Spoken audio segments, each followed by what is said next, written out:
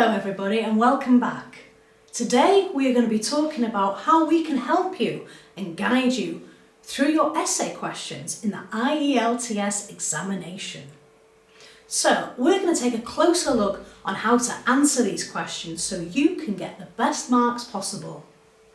So we're going to talk about the structure of our answers, and the way we should structure our answers should be with an introduction first of all.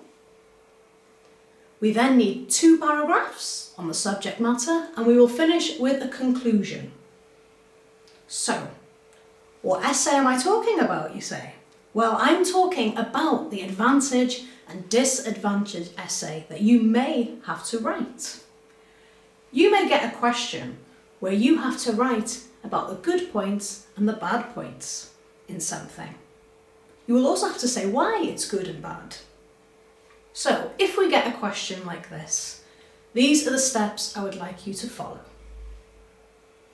The first step, you really need to analyse the question. Look for the topic, look for the subject, look at the key words. Make sure you understand what the question is asking you. Because when you understand the question, you can give a much clearer answer. Secondly, when you have an advantage and disadvantage essay to write, you don't have to give your opinion. You can, but you don't have to. The most important thing you need to do is point out the advantages and the disadvantages. What is good? What is bad? And why? So, the third thing is, after your introduction, you will have 2 paragraphs where you will focus on the question itself. You should dedicate one of these paragraphs to the advantages that you noticed in the question. What is good about it? Why is it good? Don't make it too long, and make sure for the next paragraph you will talk about the disadvantages. Now make sure the advantages and the disadvantages sections are roughly the same size, so they are even and they don't outweigh each other. So, number 4, plan your supporting points.